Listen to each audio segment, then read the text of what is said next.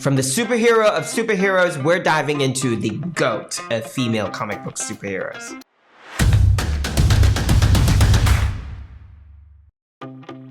Hello everyone, DC from the DC Live channel here. I hope you've had a chance to check out my DC Who's Who Omnibus Volume 1 Superman video where I celebrated DC's premier Bible character directory in the 80s and the superhero of superheroes, Superman.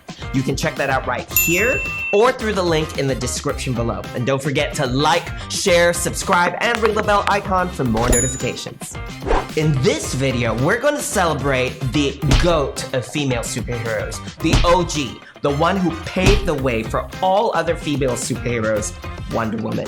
Now, I'm also excited because I get to talk about when I truly started collecting comics with my own money and subscriptions. Shout out to the Mind Shop, Malaysia's premier comic book store.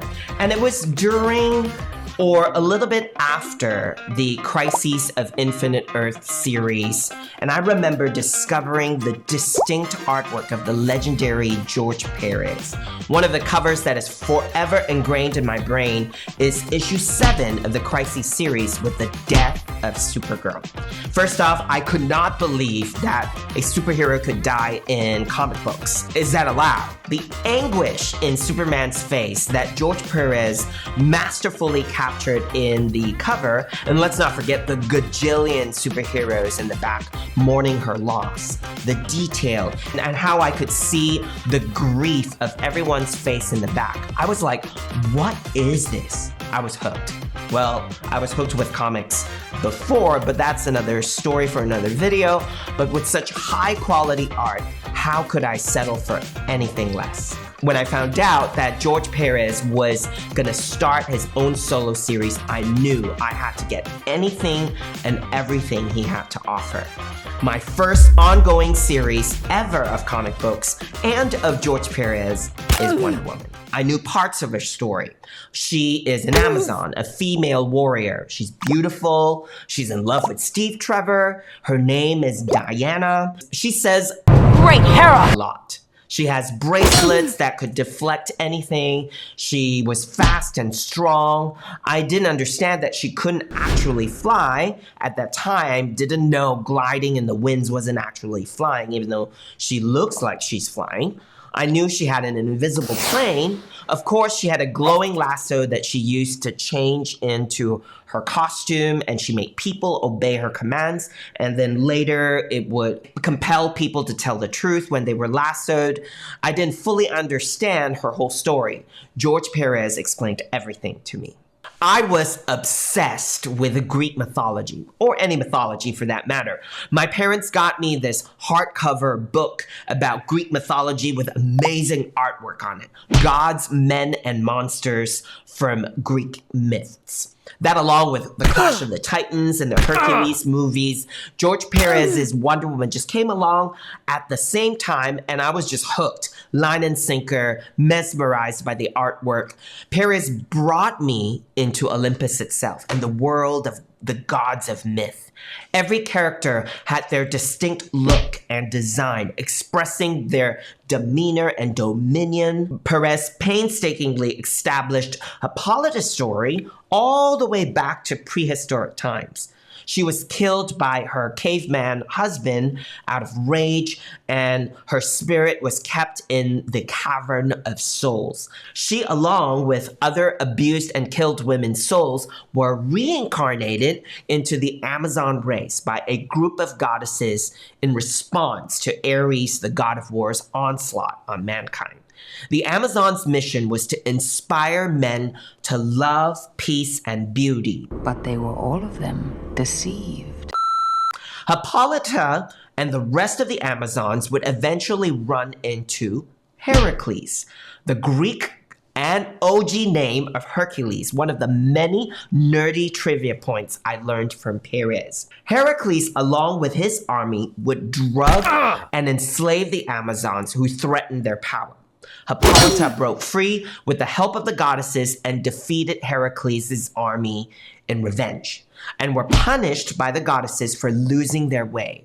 They were exiled to Themyscira, Paradise Island, Hippolyte, who was killed pregnant with child in prehistoric times, eventually longed for her unborn child. She formed a baby out of clay on the shores of Themyscira and cried out to the goddesses. The goddesses took advantage of this and graced this child with great power, who would grow up to be their ultimate answer to the mission of the Amazons against Ares' plan of the destruction of mankind. Similar to John Byrne and his approach of correcting contradictions in past incarnations of Superman, George Perez would do the same.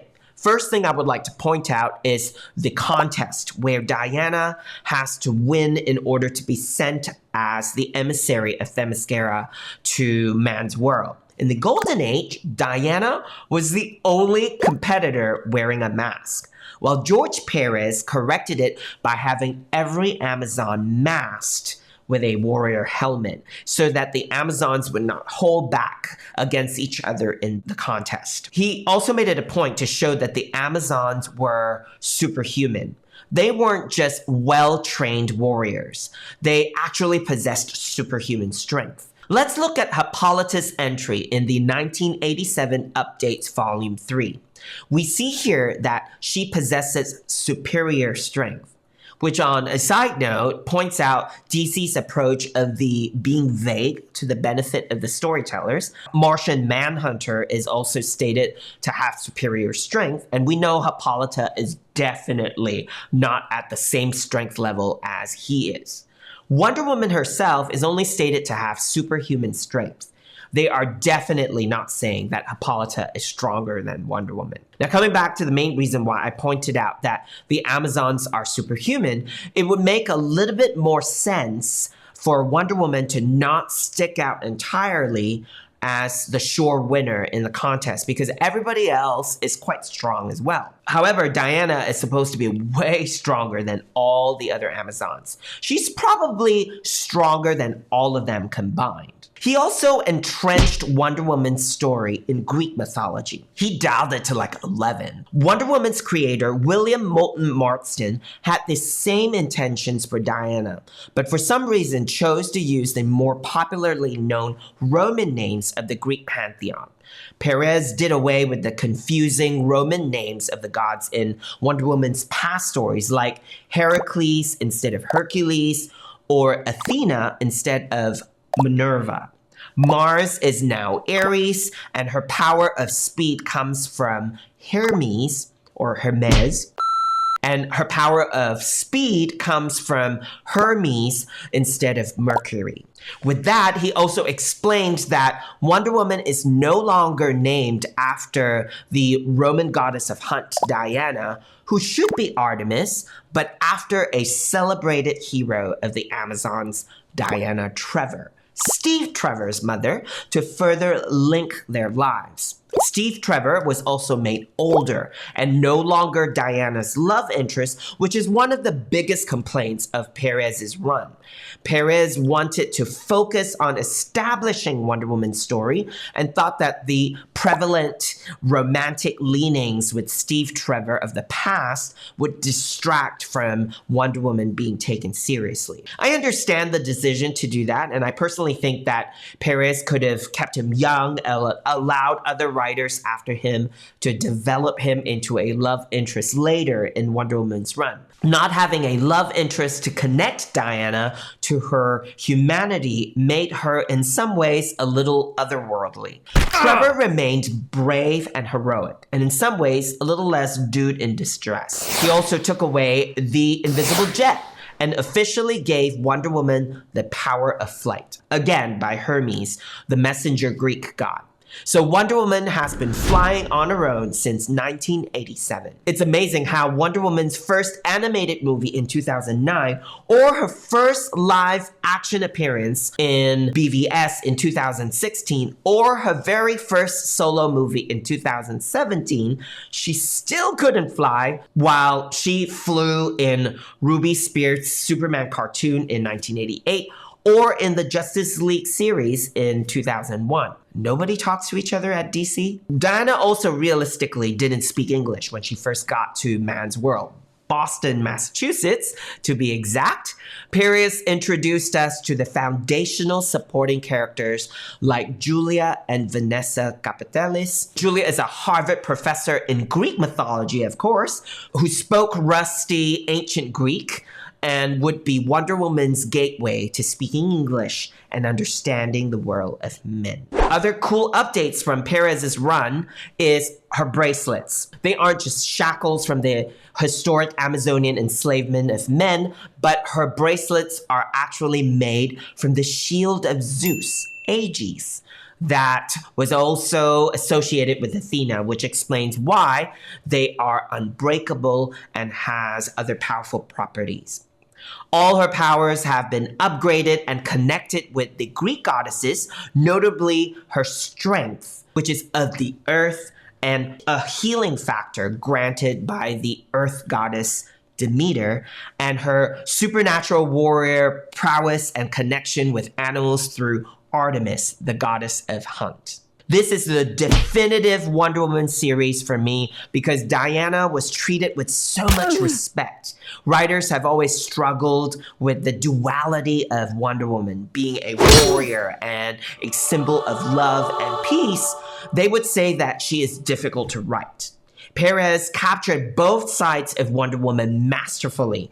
In the midst of DC's reboot of Superman and the fallout of the Crisis of Infinite Earths, George Perez told a sophisticated story of women empowerment, which is fundamentally associated with Wonder Woman, the brokenness of mankind, man and women, the flawed pantheon of Greek mythology, and the mess that they burden the world with, and how a beacon of hope, peace, and forgiveness, the only baby in Paradise Island who did not suffer through the tragedy of the Amazons, to inspire and point the world towards truth, love, and heroism. It was also Diana's compassion to free Heracles from his eternal punishment of being tortured by the evils in Tartarus or bearing the weight of Themyscira on his shoulders that inspired both the gods and the Amazons to forgive and open up to the world. It was a little weird that he made Hippolyte also fall in love with Heracles again, her abuser. That was not cool, but the whole forgiving him is really noble and inspirational. Wonder Woman eventually would be tasked to carry this message of love, peace, and compassion to man's world. This is why whenever writers who portrayed Wonder Woman as either all passive and mushy about peace and love and would talk her enemies to death, or just bloodthirsty, man-hating, and impulsive, always wanting to fight, are simply not getting the heart of Wonder Woman. George Perez's Wonder Woman will pull out the battle armor, axe, shield, or sword when there's a war at hand, but will also be the first to forgive, see the potential for peace and love in others, and inspire everyone to selflessness and heroism. That is Wonder Woman. Other great portrayals of Wonder Woman besides George Perez is in the Countdown to Infinite Crises comic book, where we have Blue Beetle describing how he views Wonder Woman. He says that big guns like Superman or Batman feel inaccessible, but Wonder Woman, despite being one of the big guns and the Trinity of DC, still makes him feel loved and cared for. He pointed out that that is Wonder Woman's superpower. Another great book featuring Wonder Woman is Justice League League of One, where you again get Diana portrayed as wanting to rehabilitate a villain, and in this case, the evil dragon, when the dragon reveals that she was lying and she tried to consume Wonder Woman with her fire that burns through deception. You have Wonder Woman coming through unscathed because her undying discipline of ridding herself of untruth. Another great moment is that when she's convinced that the dragon is beyond saving and is a threat to mankind, she does not hesitate to take the dragon out. That is Wonder Woman. In addition to that, Wonder Woman is the first popular female comic book character in history. She is the most recognized and iconic female comic book character ever. All female superheroes have to thank Wonder Woman for paving the way. Her solo series in the 1940s convinced comic book executives that in a male-dominant industry that there is money to be made with a female character, and they could possibly be worth the investment and development. Wonder Woman continues to be in publication since the 40s and is a merchandise force to be reckoned with.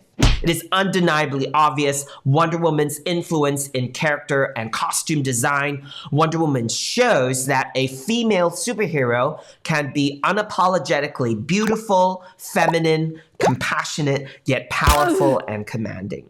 She isn't a female Superman. She isn't a derivative of any other male character. Her powers are her own.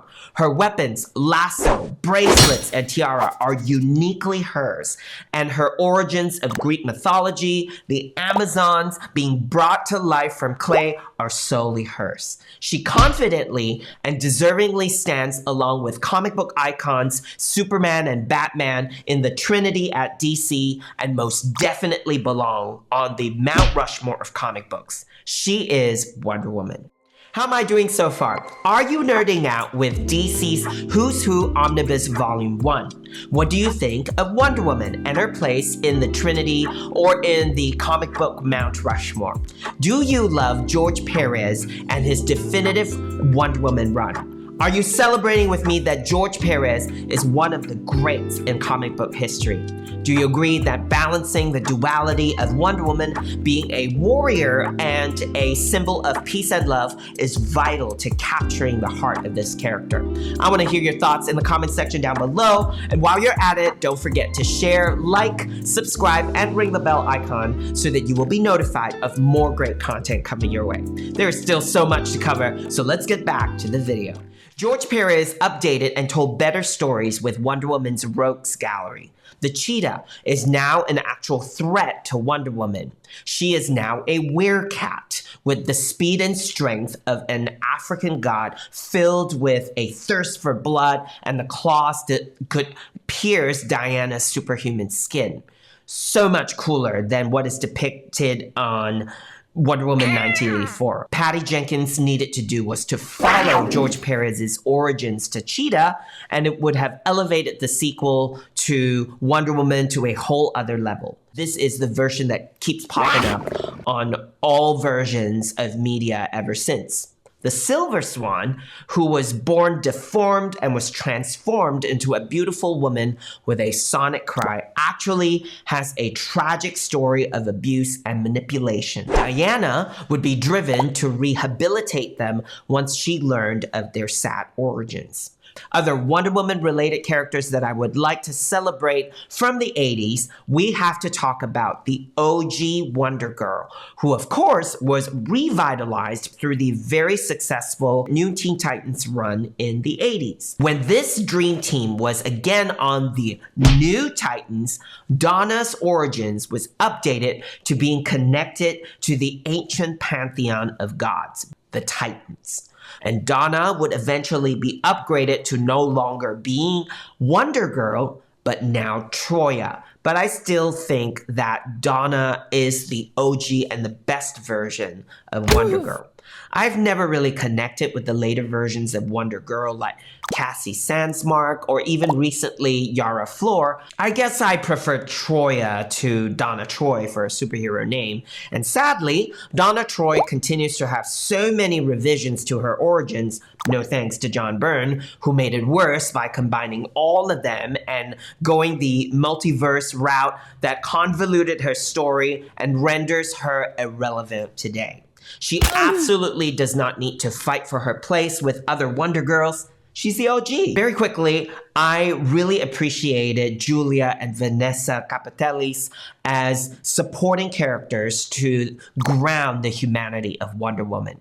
Julia was a great earthly mother figure who guides Diana through the messiness of mankind, while Vanessa cleverly was written as a wonder to Diana, as she was the only child in Themyscira.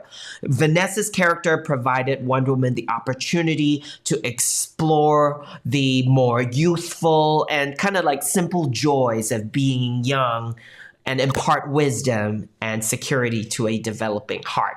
I know that they're just regular people in the story, but I really appreciated their roles that they played in developing the story of Wonder Woman beyond these simple superhero fantasy stories. They gave Wonder Woman heart.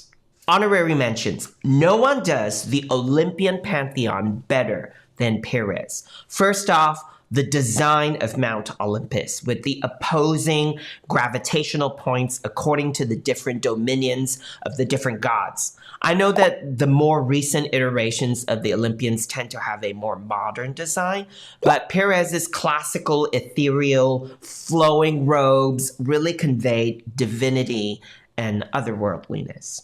Really cool Greek mythology related villains. There's the war god Ares, who looks so much cooler. I have no idea why the 2017 Wonder Woman did not use this design instead of the lazy, just put David Thewlis with his mustache under a war helmet and call him the war god. Medusa's daughter, Decay, who basically causes anything she touches to fall apart and wither. Did you know that Medusa had a daughter? Who would actually want to have a child with Medusa?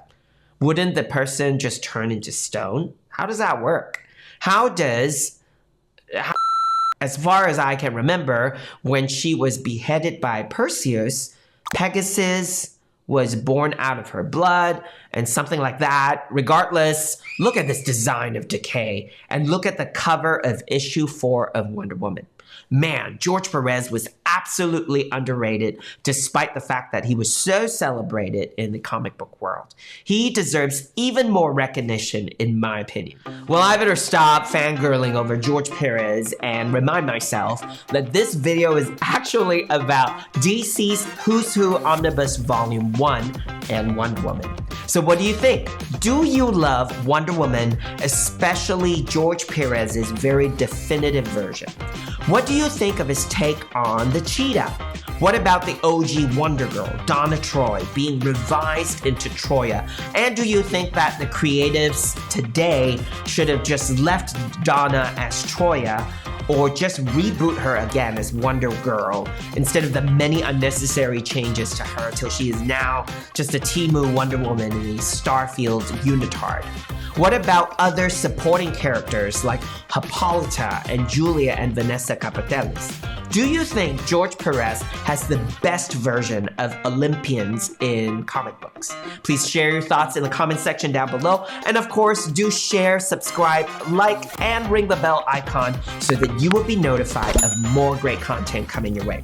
Thank you so much for checking out this video. And remember, life's too short, live it fully. This is DC from the DC Life channel signing out, and I will see you in the next video.